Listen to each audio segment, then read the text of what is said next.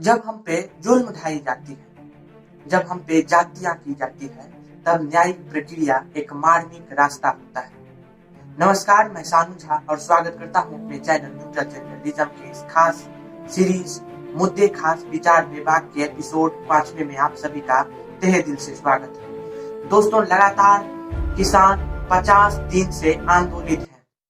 लगातार उन पे स्ट्राइक किया गया, जिसे आप शीत स्ट्राइक कह सकते हैं, कि किसानों को खालिस्तानी बताना, पाकिस्तानी समर्थन बताना, उन्हें पूरे, मलाई, मिश्री, जिलेबी जैसे खाने वाले खाद्य पदार्थ से तौलना कि किसान आंदोलित तो हैं, लेकिन उन्हें अच्छा भोजन मिलता है और एक तरह से वो आंदोलन दावतों का आंदोलन है। तो इस तरह के बयानबाजी करने के बावजूद, जब इन सारी जातियां सहने के बावजूद, जब किसान नेता यानी किसान आंदोलन के जितने भी नुमाइंदे हैं, 41-45 जितने भी नुमाइंदे हैं, कई दफा सरकार से मिलने का उन लोगों का सिलसिला चला।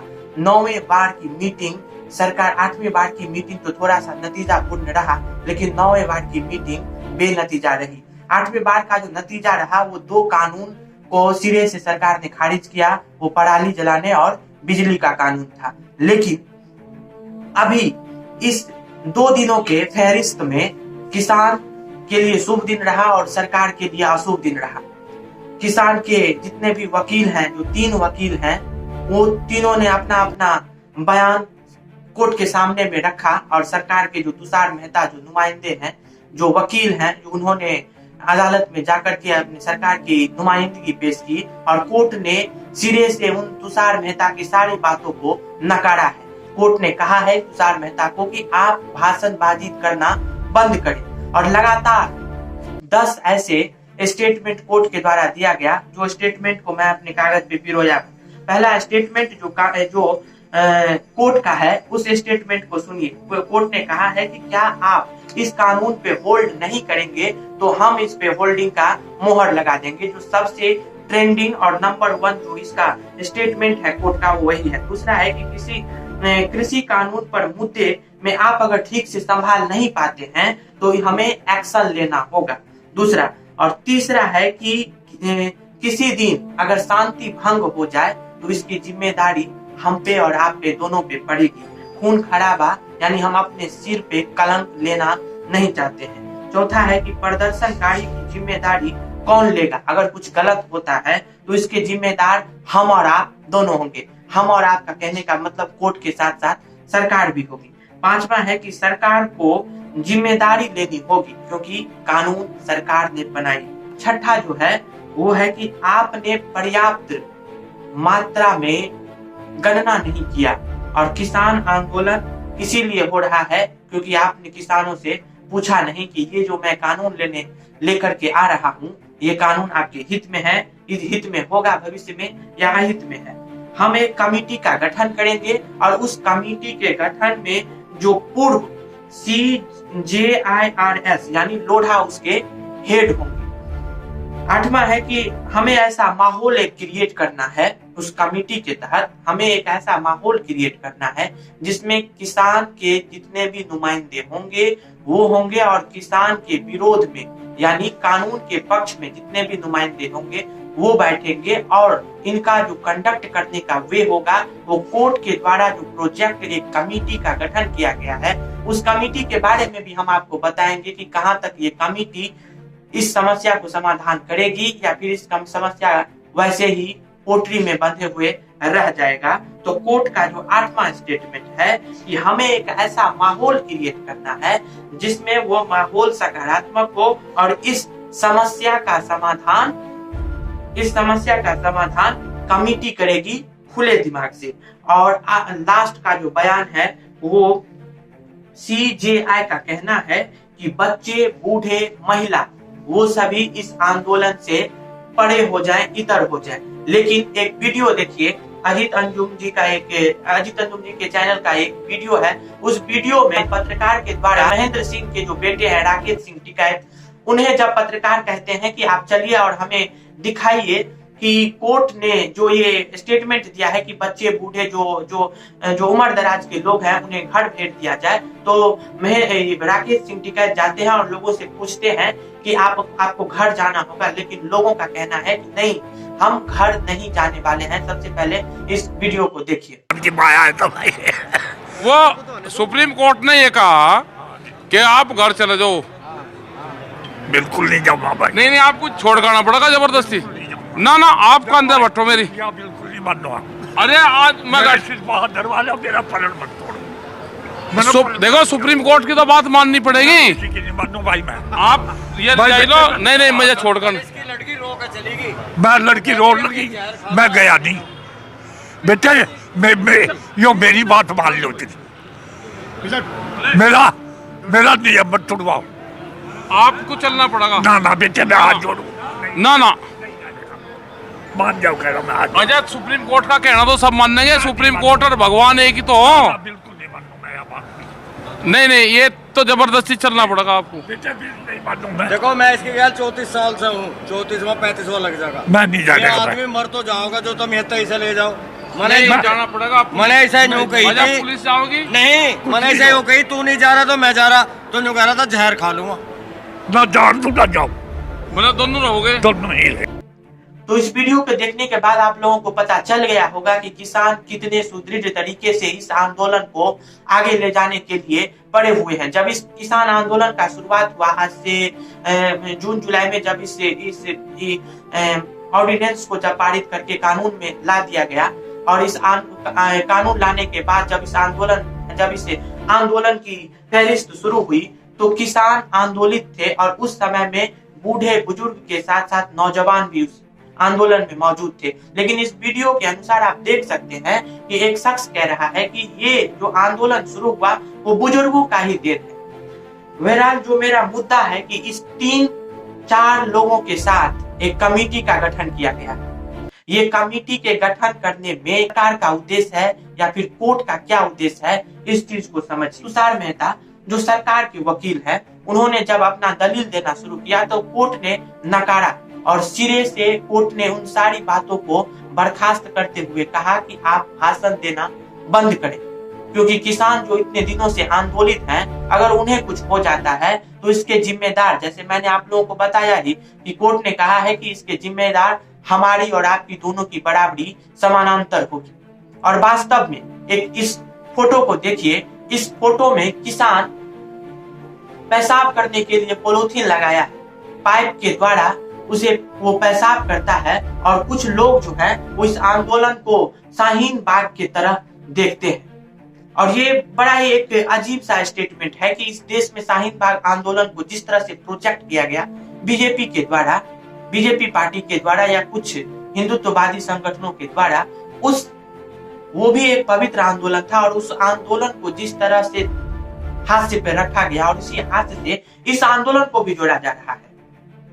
और कोर्ट का अपील है कि कोर्ट ने कहा है कि मैं इस कानून पे स्टे नहीं लगा रहा हूं, मैं इस कानून के इम्प्लीमेंटेशन पे स्टे लगा रहा हूं। तो इस कानून में जो अप्लाई किया जाएगा उसे तत्काल के लिए टेम्पररी ही है, यानी इस कानून को टेम्पररी अभी स्थगित कर दिया है। इस वीडियो में देखिए कि किसान आंदोलन का जो सरोकार आज से ही नहीं बहुत दिनों से जो उठा रहे हैं स्वराज पार्टी के अध्यक्ष हैं योगेंद्र यादव जी का इस वीडियो को देखिए। अभी कोर्ट का रिटन ऑर्डर हमने नहीं देखा है और मेरे साथी अभी दिल्ली के अंदर बैठ के इसके ऊपर चर्चा विचार कर रहे हैं, लेकिन 3 बात स्पष्ट है। पहली बात, कोर्ट ने उन तमाम पिटीशन पे गौर नहीं किया है जो कह रहे थे किसानों को उठा देंगे। कोर्ट का बहुत बहुत धन्यवाद। दूसरा, कोर्ट ने स्टे ऑर्डर दे दिया है, इसका हम स्वागत करते हैं, लेकिन याद रहे ये टेम्परेरी स्टे ऑर्डर है, कभी भी उठ सकता है, अगले हफ्ते भी, 2 हफ्ते बाद भी, अगले महीने भी। स्टे वो मांग नहीं है जिसके लिए हम दिल्ली में लाखों किसान आए थे। और तीसरी बात, कमेटी, हम कल कह चुके हैं कि कमेटी से पंचायती हमें नहीं करवानी, हमें कोई सुलह सफाई किसी कमेटी से नहीं करवानी। इस कमेटी के ना हम आगे ना हम पीछे। और आज जब कमेटी के सदस्यों का नाम आ गया है, मैं तो हैरान हूं, जो 4 लोग इन कानूनों की वकालत करते हुए देश में डंका बजा के घूम रहे थे, उनको कोर्ट ने कमेटी में बैठा दिया है। भगवान जाने ऐसी कमेटियां क्या करेंगी। हमारा संघर्ष था, है, जारी रहेगा, हमारा कोई कार्यक्रम नहीं बदलेगा। योगेंद्र यादव जी का कहना है कि इस किसान आंदोलन में जो कोर्ट ने एक स्थगित करने का जो राय दिया है वो सराहनीय है, और वास्तव में सराहनीय है कि कोर्ट ने यहाँ तक तो समझा कि किसान आंदोलित है, लेकिन सरकार नहीं समझ पा रही थी। 9वें बार की मीटिंग में जब बर्खास्त हुआ तो किसानों ने तय किया कि हम 26 जनवरी को परेड निकालेंगे, और जहाँ पे गणतंत्र दिवस का परेड निकलता है उसी राह पे हम लोग भी अपना परेड निकालेंगे और वहां पे जाकर के हम प्रदर्शन करेंगे। लेकिन कोर्ट ने इस चीज को थोड़ा सा बर्खास्त किया है, और किसान के सरकार के जो नुमाइंदे वकील हैं, कानूनविद जो वकील हैं, उन्होंने जाकर के कहा कि इस चीज को थोड़ा सा स्थगित करना चाहिए। तो कोर्ट ने यहाँ पे भी एक अपना तल्ख टिप्पणी अपनाते हुए कहा है कि भारत एक लोकतांत्रिक देश है और इस देश में सभी को प्रोटेस्ट करने का अधिकार है। हम किसान को ट्रैक्टर मार्च निकालने से मना तो नहीं कर सकते हैं, लेकिन वो दूसरे जगह जाकर के अपने प्रदर्शन को प्रदर्शित कर सकते हैं, क्योंकि विश्व स्तर पे जो 26 जनवरी का हमारा जो परेड होता है वो विश्व स्तर पे ब्रॉडकास्ट किया जाता है। और जब किसान ट्रैक्टर आंदोलन करेंगे, वहां पे जाकर के ट्रैक्टरों का एक महफिल सजाएंगे, तो कहीं ना कहीं जो गणतंत्र दिवस का जो गरिमा है उस पे ठेस पहुंचेगा। ये तुषार मेहता का कहना है, और कोर्ट ने भी कहा है कि वो कहीं दूसरे जगह पे जाकर के अपना प्रदर्शन कर सकते हैं। और सरकार का ये भी कहना था कि 15 जनवरी तक इस कानून को होल्ड नहीं किया जाए, 15 जनवरी के बाद इस कानून पे टिप्पणी की जाए, और इसके बाद जो सरकार का जो कोर्ट का अपील होगा उस कोर्ट के अपील को सरकार भी सुनेगी। लेकिन अभी वर्तमान जो समस्या चल रहा है किसानों का, उसमें अभी ये स्थगित कर दिया गया है। और सुप्रीम कोर्ट का ये भी कहना था कि इस कानून को लाने की इतनी जरूरी क्या थी, इतनी जल्दी क्या थी। अगर आप इस कानून को लाए भी हैं तो एक बार किसान से पूछ लेना चाहिए, जो कि इस सरकार का एक मंसूबा है कि हम किसी भी बिल को अगर कानून में लाते हैं तो उसे ना पूछा जाए ना कुछ किया जाए। जैसे नोटबंदी हुई, उससे क्या व्यवस्था में परिवर्तन हुआ वो हमारे और आपके आंकड़ों के सामने में है। जीएसटी या फिर आप इसे लॉकडाउन की समस्या से भी इस चीज को आंक सकते हैं कि ये जो सरकार जो नियम और कानून लाती है वो भले ही जनता के पक्ष में हो या फिर जनता उस चीज से ग्रसित हो, ये सरकार कभी नहीं पूछना चाहती है कि हम लोगों से पूछे कि ये जो हम इम्प्लीमेंटेशन करने जा रहे हैं किसी भी बिल और किसी भी ऑर्डिनेंस और किसी भी कानून के साथ, ये क्या आपके हित में है या अहित में है। तो कोर्ट का सबसे बड़ा जवाबदेही यही था कि अगर आप किसी तरह का कानून लाते हैं तो सबसे पहले जिसके लिए कानून होगा उससे एक बार पूछ लेना चाहिए। कमेटी की मध्यस्थता जो है वो सुप्रीम कोर्ट के ही कोई न्यायाधीश करेंगे, यानी जस्टिस करेंगे। और मैंने बताया ही कि तुषार मेहता को जिस तरह से फटकार लगाया गया। और किसान नेताओं का भी कहना है कि सबसे अब कोर्ट ने तो कमेटी का गठन कर दिया, उसके बाद हम अपने कोर कमेटी से गठन करेंगे, उसके बाद सारी सूझबूझ को लेंगे, उसके बाद हम या तो कमेटी में जाएंगे या नहीं जाएंगे, ये डिपेंड करता है हमारे कोर कमेटी के द्वारा। अब हम चलते हैं, और मैंने आपको बताया है कि किसान 50 दिनों तक आंदोलित हैं, और इस आंदोलन में न जाने कितने किसानों की मौत हो गई है, और इस मौत पे हमारे देश के प्रधानमंत्री चुप्पी साधे हुए हैं। और हाल ही में जब अमेरिका के जो कांग्रेस पे जब हमला किया गया और उस समय में 6 या 7 लोगों की जब मौत हो जाती है, तो हमारे देश के प्रधानमंत्री उस पर ट्वीट तो करते हैं, लेकिन हमारे देश में जो किसानों की इस तरह से स्थिति हो गई, 60 से ज्यादा किसान मारे गए। और एक आंकड़ा के अनुसार आप देखिए तो 60 से ज्यादा किसान मारे गए हैं ठंडी के कारण, बूढ़े बुजुर्ग मारे गए। इसीलिए कोर्ट ने कहा है कि CJI ने कहा है कि जल्द से जल्द बच्चे बूढ़े को शिफ्ट कर दिया जाए, उनके गांव छोड़ दिया जाए। लेकिन राकेश सिंह टिकैत के द्वारा भी बोला गया, लेकिन उस वीडियो में आपने देखा कि वो कहते हैं कि मर जाएंगे लेकिन यहाँ से जाएंगे नहीं। तो इस तरह से जो गांधीवादी जो ये आंदोलन चला, और इस आंदोलन में कई दफा लगाया गया कि यह आंदोलन खालिस्तानी का सपोर्टर है, तो इस तरह का भ्रांतियां भी फैली। तो किसान का कहना यही था कि पहले हम अपने कोर कमेटी से बात करेंगे और उसके बाद हम इस स्टेटमेंट पे जाएंगे। और सबसे बड़ी, जब यहाँ पे कोर्ट ने कमेटी का गठन किया, कोर्ट ने सरकार को तो लताड़ लगाया ही, कोर्ट ने कहा कि हम निष्पक्ष भावना से 4 लोगों की कमेटी का गठन करेंगे। इस कमेटी में जितने भी किसान आंदोलित हैं और उनका जो आवाज लेकर के 45 से 46 जितने भी संगठन हैं, उन संगठन के नुमाइंदे भी इस कमेटी में शामिल होंगे। और किसान की सबसे बड़ी नजाकत भी आप इसे कह सकते हैं या फिर आप इसे हिमाकत कह सकते हैं कि किसान ने सबसे बड़ी गलती की कि उस कमेटी में उन लोगों ने भाग ही नहीं लिया। लेकिन किसान का यही कहना है कि हमें कमेटी पे विश्वास भी नहीं है, और मैं खुद कहता हूँ कि इस कमेटी पे विश्वास ही नहीं करना चाहिए, क्योंकि हमारा देश संवैधानिक है, हमारा देश लोकतांत्रिक है, और कोर्ट जो है वो उस देश का हृदय होता है। हम किसी भी बात विवाद में फंसते हैं तो हम अपने सबसे पहले गांव स्तर के न्यायालय को खटखटाते हैं, जिसे पंचायती व्यवस्था कहा जाता है, फिर जिला स्तर, फिर राज्य स्तर, और फिर हम बाद में जाकर के सुप्रीम कोर्ट की दरवाजा खटखटाते हैं, और वहीं पे जाकर के इन सारी बगावतों का समस्या का समाधान होता है।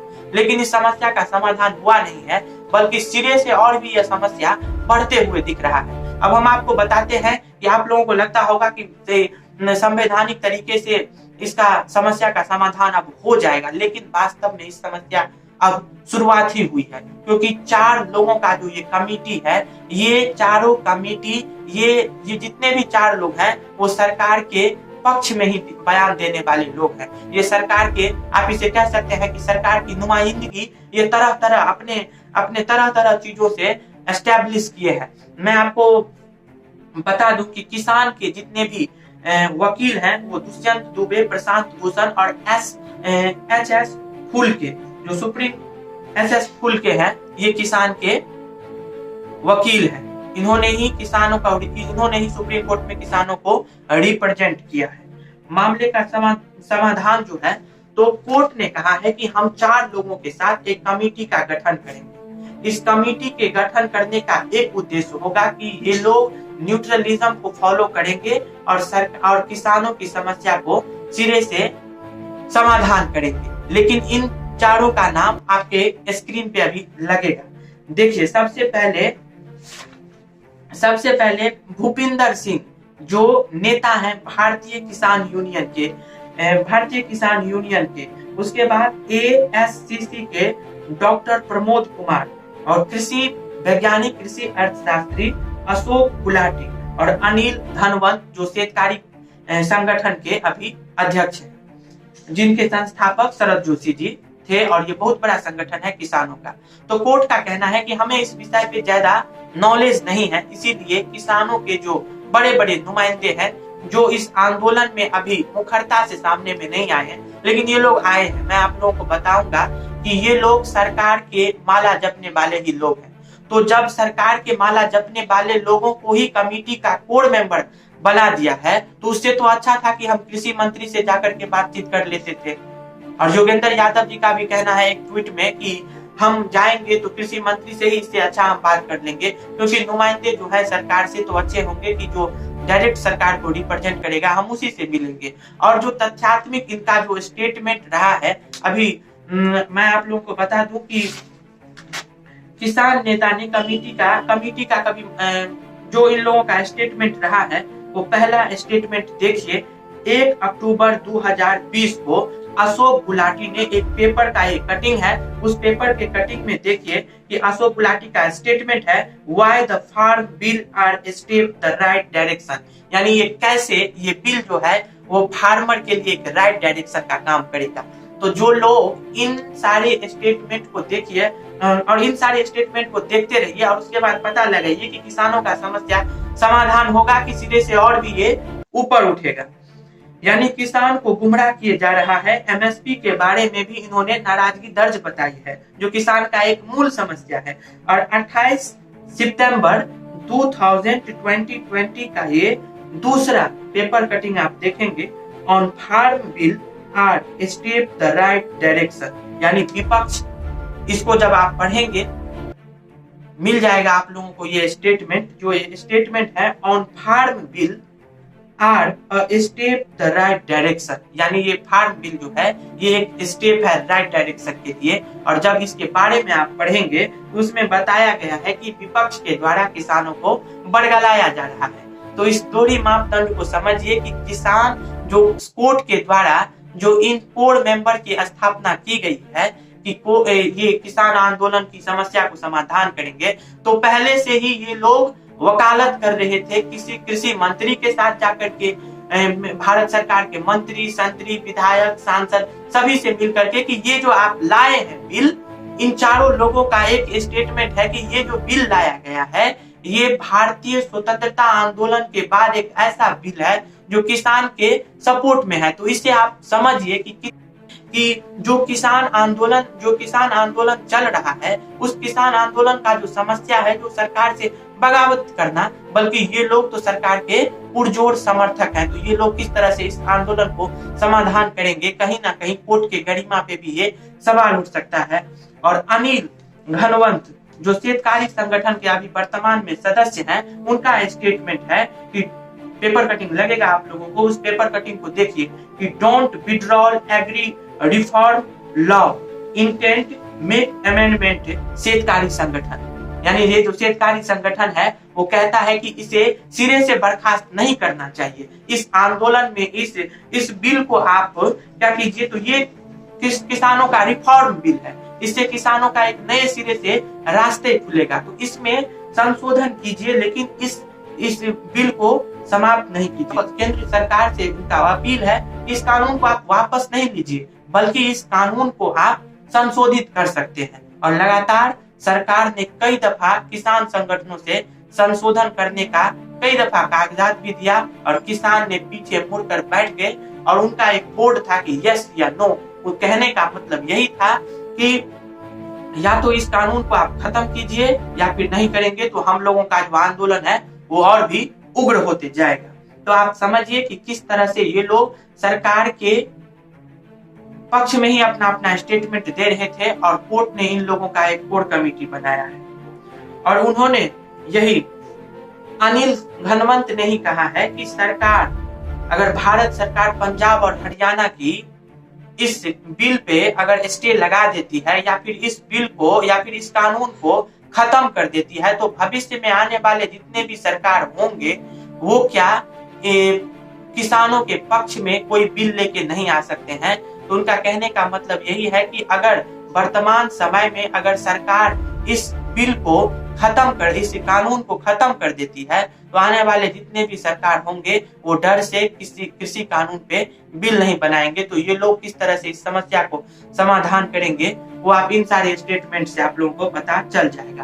अब आते हैं तीसरा जो मेंबर है प्रमोद कुमार जोशी जी, उनका स्टेटमेंट फाइनेंशियल एक्सप्रेस में 15 दिसंबर 2020 को छपता है। उसमें उन्होंने कहा कि farms law bringing the trust gap, ये क्या करता है, और ये स्टेटमेंट भारत सरकार का भी है। तो इस चीज से आप समझिए कि जो भारत सरकार कह रही है कि हम इस बिल को लाए हैं आप लोगों के हित में है, तो ये लोग भी कह रहे हैं कि ये किसानों के हित में है। तो इस चीज को समझिए कि ये लोग किस तरह से इन सारी समस्या को समाधान करेंगे या फिर इस समस्या को ऊपर ही लेके चले जाएंगे, जो किसानों का भी कहना है। तो इनका यही कहना है कि ये एक ट्रस्ट और गैप्स का जो बीच में जो सरकार का भी कहना है कि इस बिल को आने के बाद बिचौलिए खत्म हो जाएंगे। देखिए, बिचौलिए का मतलब यही होता है कि आप जानते हैं कि किसान जितने भी बीज को बोते हैं वो फसल तैयार होता है, उसके बाद किसान को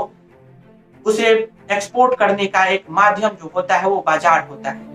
लेकिन बाजार, किसान और अनाज के बीच में जो एक कम्युनिकेशन का जो माध्यम है वो बिचौलिए है। बिचौलिए भी अपना प्रॉफिट के लिए किसानों का यूज करते हैं और ये किसान भी बखूबी जानते हैं। लेकिन किसान भी क्या करेंगे, अपने प्रोडक्ट को जल्दी से सेल करने के लिए बिचौलिए का माध्यम होना एक कह सकते हैं कि किसानों के लिए मुनाफा भी होता है और घाटा भी होता है। लेकिन इस बिल में सरकार का भी कहना है कि बिचौलिए इस रास्ते से खत्म हो जाएंगे। और ईडी का भी हमला कुछ बिचौलियों पे पड़ा था, जो मैंने पहले के वीडियो में बताया आप लोगों को। तो इसमें यही कहना है प्रमोद कुमार जोशी जी का कि ये जो बिल है ये बिचौलिए इस बिल में आने के बाद खत्म हो जाएंगे, जो सरकार का भी कहना है। और दूसरा, जब इस बारीकी से आप इसको पढ़िएगा, उन्होंने कहा है कि ये बिल के आने के बाद किसान और एपीएमसी के बीच जो बाजार समिति होता है, इस दोनों के बीच में क्या होगा, प्रतिस्पर्धा की भावना बढ़ेगी। और तो वो किसान चाहते भी नहीं है कि हमें प्रतिस्पर्धा करना है। जो प्रतिस्पर्धा सरकार के साथ करनी है, उसी के नुमाइंदे जब 4 लोग बैठ करके और कहीं ना कहीं कोर्ट के गरिमा पे भी ये सवाल उठेगा। अगर कोर्ट से अगर कोर्ट ने भूल चूक में इन लोगों के साथ अगर करार कर भी दी है कि ये लोग कमेटी में रहेंगे, तो कोर्ट को दोबारा या तो इस कमेटी को भंग करना चाहिए या फिर नए इसमें लोग भी शामिल होना चाहिए। और किसान को भी मैं यहाँ कहना चाहूंगा कि जो किसान हैं उन लोगों को भी इस बिल के साथ जो वो लोग मतलब बगावत कर रहे हैं, जो लग रहा है कि ये बिल हमारे पक्ष में नहीं है, ठीक है, ये आपकी अपनी राय है, जो आपका अपना ये एक प्रोटेस्ट करने का वे है।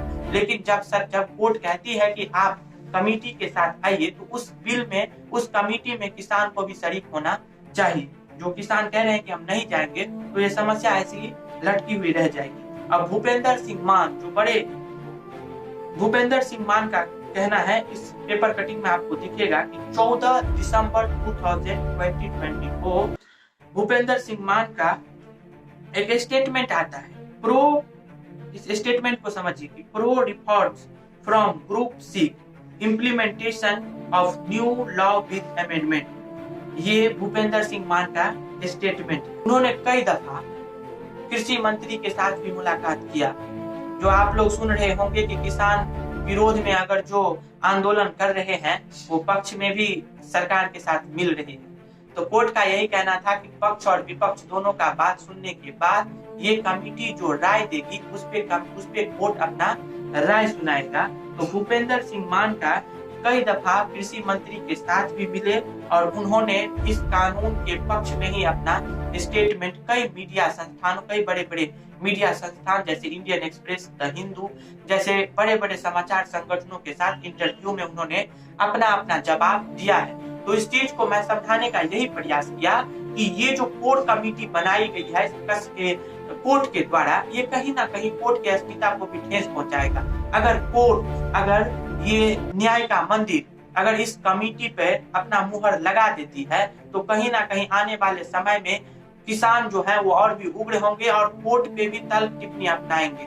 तो लोगों का यही कहना है कि इस कोर्ट के गरिमा पे भी ये सवाल उठ सकता है। इसीलिए सबसे पहले इस जो कमेटी है उस कमेटी को सिरे से बर्खास्त करना चाहिए, क्योंकि ये चारों लोग सरकार के सपोर्टर हैं और इस बिल के घनघोर विरोधी हैं और लगातार वकालत कर रहे हैं अपने अपने स्तरों से। अब हम एमएसपी पे आते हैं, जो किसानों का मेन मुद्दा है कि एमएसपी को कानूनी जामा पहना देना। कहने का मतलब यही, जो मिनिमम सपोर्ट प्राइस है उस पर हालांकि धांधलियां बहुत होती है। मैंने पहले वीडियो में बताया था कि एफसीआई गोदाम में किस तरह से धांधलियां होती है। अगर सरकार एमएसपी को कानूनी जामा पहना देती है तो ये प्रोटेस्ट भी खत्म हो जाएगा। ना तो कोर्ट की दरवाजा खटखटाई जाएगी और ना ही सरकार के पांव पकड़े जाएंगे। और लतार जिस तरह से सुप्रीम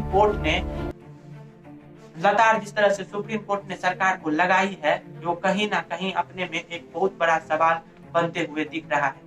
तो इस चीज को समझिए कि जो एमएसपी है उस एमएसपी को अगर सरकार कानूनी जामा पहना देती है, जो लोग कहते हैं कि एमएसपी नहीं घटेगा, हमें बताइए कि अगर एमएसपी जो मिनिमम सपोर्ट प्राइस है अगर वो नहीं घटेगा, और इसी से आप रिलेट करके देखिए कि बीएसएनएल की स्थिति कितनी बद से बदतर हो गई और जियो जो चरम पे है। और वर्तमान में जिस तरह से जीडीपी गिरा भारत की, जो -23 में गया था, जो यही सेक्टर जो फार्म का सेक्टर था वही सबसे नंबर 1 पे था। और अभी भी अर्थव्यवस्था की अधिकांश इकाई जो है वो इसी पे टिकी हुई है। भारत के 44-45% लोग किसान हैं, जो अर्थव्यवस्था का जो नींव है वो फार्म पे टिका है। तो सरकार का यही मकसद है कि कॉन्ट्रैक्ट फार्मिंग के तहत अगर किसान इस बिल को सपोर्ट कर लेती है, तो जितने भी कॉर्पोरेट्स होंगे वो एमएसपी के इतर, यानी जो कॉन्ट्रैक्ट फार्मिंग है, वो मैंने समझाया कि कॉन्ट्रैक्ट फार्मिंग को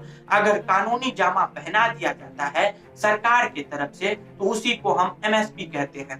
तो अगर बाजार की मूल्य अगर कम होगी या फिर ज्यादा होगी एमएसपी की मूल्य, तो किसान क्या करेंगे, एमएसपी में जाकर के अपने फसल को बेचेंगे। अगर उन्हें लगेगा कि एमएसपी से ज्यादा मूल्य बाजार में है, तो किसान स्वतंत्र होंगे, वो एमएसपी में ना जाकर के, सरकारी संगठन एफसीआई में ना दे करके वो क्या करेंगे, बाजार में अपनी फसल को जाकर के प्रोड्यूस करेंगे। लेकिन सरकार को यह मंजूर नहीं है। मैं आप लोगों को बता दूं, एक आंकड़े के अनुसार 162 लाख करोड़ का कर्जा भारत इस देश पे अभी है। जब 2014 में जब ये सरकार आई उस समय का आंकड़ा मैं आप लोगों को दे दूं कि 84 लाख करोड़ रुपए इस देश पे उस समय में खर्चा था, जो वर्तमान में बढ़ करके 162 लाख करोड़ रुपए का खर्चा हो गया। अब सरकार इसमें बौखलाई हुई है कि इस खर्चा को हम किस तरह से खत्म करेंगे, इसीलिए वो पब्लिक प्रोड्यूस में जाकर के कारपोरेट्स के साथ हाथ मिलाएगी। और वो हाथ किस पे मिलेगा? अपनी देश की अर्थव्यवस्था चरमराई हुई है, लेकिन 1% भी अगर अर्थव्यवस्था ऊपर है तो किसानों को लेकर के, इसीलिए वो क्या करेगी? पॉलिटिकल फंडिंग हमारे देश के तमाम पॉलिटिकल पार्टी, यानी अभी जो वर्तमान में जो पॉलिटिकल पार्टी है उसे फंडिंग कॉर्पोरेट्स करेगी। इसीलिए सरकार चाहती है कि किसानों को एमएसपी को कानूनी जामा न पहना करके कॉन्ट्रैक्ट फार्मिंग तक ही इसे सीमित रख दिया जाए। और कुछ ऐसे राज्य हैं जहां पे इस तरह का जो व्यवस्था है, जो पहले जो इम्प्लीमेंटेशन हुआ था 2014 से पहले, कांग्रेस ने भी इस पे अपना सहमति जताई थी, लेकिन उस समय में बृहद स्तर पे नहीं होने के कारण उस समय की स्थिति आप देखें तो कई किसान जो हैं वो कॉर्पोरेट्स के हाथ में बंद करके अपनी स्वतंत्रता को परतंत्रता में बदल देती है। वो जितने भी पब्लिक कॉर्पोरेट्स के लोग हैं वो किसान को जकड़ लेते हैं। कुछ दिनों तक फायदा तो होता है, लेकिन बाद में किसान जो है वो उसी में जकड़ा के रह जाता है। तो इस चीज को समझिए कि ये कमेटी क्यों बनाया गया। इससे तो अच्छा था कि हम भारत सरकार से डायरेक्ट बात कर सकते थे, जो कि प्रधानमंत्री करते नहीं है। कृषि मंत्री जो नरेंद्र सिंह तोमर है, उन्होंने ही कई दफा जाकर के किसानों के साथ मुलाकात किया, किसानों को लंच पे भी बुलाया, लेकिन किसान अपने लंगर के भोजन खाए। तो इस तरह का ये जो कोर कमेटी बनाई गई कोर्ट के द्वारा, यह कोर्ट की गरिमा पे भी सवाल उठाता है। और ये सवाल उठता है वो कहीं ना कहीं कोर्ट के गरिमा के साथ साथ भारत की अस्मिता पे भी ठेस पहुंचाएगा। जो किसान आंदोलन चल रहे हैं, इस कमेटी को बर्खास्त करना चाहिए, या अगर आप इस कमेटी को और भी इस कमेटी में संशोधन होना चाहिए, क्योंकि अगर संशोधन नहीं होंगे तो ये चारों जो जितने भी लोग मैंने आप लोगों को बताया, जो स्क्रीन पे आप लोग देख सकते हैं, अशोक गुलाटी, भूपेंद्र सिंह, अनिल घनवंत और प्रमोद कुमार जोशी, ये सभी सरकार के गाहे बगाहे के तहत रहने वाले लोग हैं। जो तमाम जो जितने भी यहाँ पे नियम कानून जो सरकार के द्वारा किसानों के पक्ष या विपक्ष में लाया गया वो सभी जानते हैं। तो इन कृषि कानून को ये लोग पुरजोर समर्थक हैं। तो मेरा कहने का मतलब यही था कि 50 दिनों तक जो किसान इतने आंदोलित हैं, जिस एमएसपी दर पर जिस एमएसपी का बात किसान कर रहे हैं, एमएसपी होने के बावजूद भी किसान घर फायदे में होता है, लेकिन तब पर भी किसान कह रहे हैं कि ये नियम की कोई जरूरत ही नहीं है। और कोर कमेटी के द्वारा कोर्ट का स्टेटमेंट है कि न्यूट्रलिज्म को फॉलो करने के बाद किसान की समस्या की समाधान हो जाएगी। तो हमें नहीं लगता कि इस कमेटी से ये काम सक्षम होगा। तो मैंने आप लोगों को सिलसिलेवार तरीके से सारे फैक्ट्स को रखा और कई पेपर कटिंग भी रखी, जिससे आपको पता चल जाएगा कि ये कोर कमेटी वाले सरकार के नुमाइंदे हैं। तो वीडियो अगर पसंद आए तो हमारे चैनल को लाइक कीजिए, हमारे चैनल को सब्सक्राइब कीजिए और अधिकांश लोगों के पास इस वीडियो को फॉरवर्ड कीजिए।